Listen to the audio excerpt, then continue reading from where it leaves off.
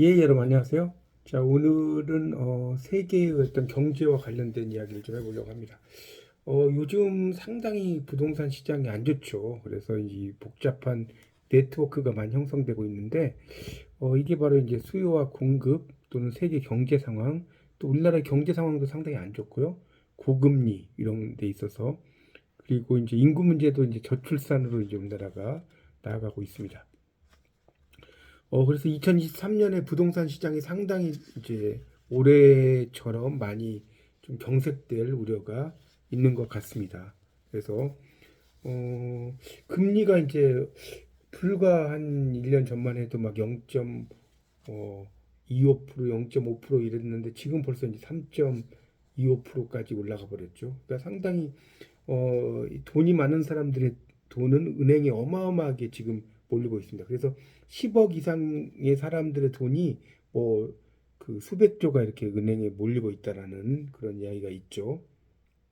정기예금에도 지금 막 몇백조가 몰리고 뭐 이렇다고 하고 있습니다.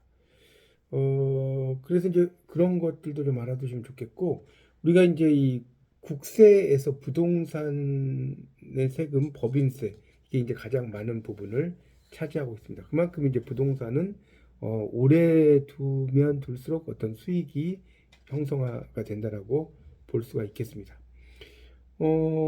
우리가 이제 가상화폐라고 하죠. 이 비트코인이라고 이야기하는데, 이 비트코인이 이제 전 세계 가상화폐의 60%를 바로 중국에서 이제 생산을 하고 있었죠. 그러다가 이제 중국이 이 가상화폐 공장을 폐지시켜 버려 가지고 상당히 요즘은 이 가상화폐도 상당히 이제 좀 좋아지지 않은 상태로 있습니다. 그리고 이제 앞으로는 이제 어떤 그 탄소와 관련돼서 탄소 배출량이 많은 나라에 규제를 가하는 그런 시점이라고 할 수가 있겠고요. 특히 이제 미국 같은 데는 어떤 수소 특가가 한 140가지 정도가 있다고 합니다. 한국은 보통 한 수소 특가가 4가지 정도밖에 있지 않죠. 그래서 이제 미국에서 상당히 이렇게 금리를 많이 올리기 때문에 우리 들도 이제 상당히 거기에 잘 맞게 좀 버티는 연습을 많이 해야 될 것 같습니다. 그래서 어,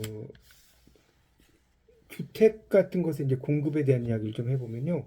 보통 이제 일기 신도시는 서울에서 한 10에서 20km 정도 떨어진 곳이 일기 신도시입니다. 그래서 서울, 분당, 일산 쪽이죠. 2기 신도시는 서울에서 한 반경 20에서 30km 정도. 오산 같은 경우도 뭐 2기 신도시의 이제 하나의 예라고 볼 수 있겠죠. 그리고 이제 요즘에는 특히 이제 아파트의 수익률 같은 경우가 이제 많아서 이제 많이 이렇게 사람들이 사기도 하고 막 그랬지 않습니까? 근데 이제 요즘은 이 아파트 불패도 많이 떨어지고 있는 그런 시기가 도래해 버렸습니다. 우리가 이제 오피스텔 같은 경우는 뭐 이게 새 것을 산다고 하더라도 이제 공실, 교체 이런 것들이 많아서 원금회복하기가 그렇게 쉽지는 않습니다. 실질적으로는 그렇게 볼 수가 있겠고요. 그래서 보통 이제 우리가 한 해 예산, 1년 예산이 한국에서 예산이 638조 정도가 된다고 합니다. 그런데 해마다 보통 30에서 50조의 토지 보상금이 이렇게 풀어진다고 하죠. 그러니까 상당히 많은 양의 토지 보상금이라는 것이 어 그래서 이제 우리나라에서 이제 이기 신도시의 운정, 파주 운정, 남양주, 김포 뭐 이런 곳에 이제 이기 신도시를 만들고 있는데 아직은 이제 그곳으로 가는 교통이 확실하게 되어 있지는 않다라고 할 수가 있겠습니다. 우리나라의 이제 주택자를 이렇게 보면 다주택자가 상당히 많은 편이라고 합니다. 1주택자가 한 850만 명, 이 다주택자가 1000만 명 정도가 된다고 합니다. 그래서 어, 다주택자들도 상당히 한국은 많은 나라의 그 한 예라고 볼 수가 있겠습니다. 요즘은 이제 상당히 그 부동산 규제 이런 것들이 이제 많아졌기도 하고 국제적인 정세가 좀 나쁘기 때문에 상당히 그 쉽지가 않죠. 이제 아파트를 사서 돈을 벌기가 불과 한 1년 뭐 1년 전까지만 해도 막 정말 영혼을 끌어모아서 아파트를 산 막 신혼부부도 있었죠. 그러니까 어 남자 1억, 여자 1억, 또 5천씩 증여를 받고 해서 합이 3억인데 7억을 대출받아서 10억짜리 아파트를 산 거죠. 그런데 이제 아파트 값이 막 떨어지니까 만약에 아파트 값이 7억으로 떨어지면 3억은 그냥 날아가 버리는 거죠.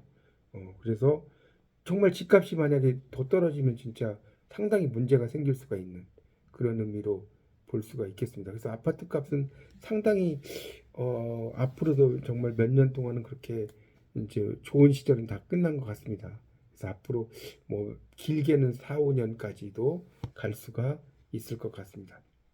그래서 이제 정부가 그런 그 신도시를 만들 때는 이런 특히 이제 골재가 중요한데 골재는 이제 강골재와 바다골재가 특히 있어요. 근데 이 강골재는 한국의 강골재가 상당히 세계 최고라고 합니다. 골재라는 게 모래, 자갈, 돌을 이야기하죠. 그리고 바다에서 나는 골재는 이제 철 성분과 만나면 부식이 될 수가 있죠. 그리고 이제 파쇄골재라고 해서 산에서 이제 가져오는 그런 골재들도 있을 수가 있습니다. 그래서 지금 같은 경우는 이제 그러니까 건축 공법이 발달해서 12층에서 13층짜리 또 이 모듈러 주택이 나온다고 하죠. 그래서 시공 기간을 단축해서 금방 만들어버려요. 옛날과 같이 되지는 않았죠. 그래서 정말 좋은 위치에 어떤 있는 땅 이런 곳에는 각종 어떤 수요 이런 것이 발생할 수가 있다라고 할 수가 있겠습니다. 그래서 여러분도 어떤 특히 이제 부동산을 바라보는 그런 눈들 이런 것들을 잘 가지고 어떤 투자를 하실 때도 좋은 위치 이런 걸 선정을 하셔서 잘 투자하시면 상당히 좋을 것 같습니다. 자, 이상 이런 부동산과 관련된 여러 가지 이야기를 좀 말씀드렸는데요. 여러분 다시 한번 잘 보시고 정리를 잘 하시기 바랍니다. 감사합니다.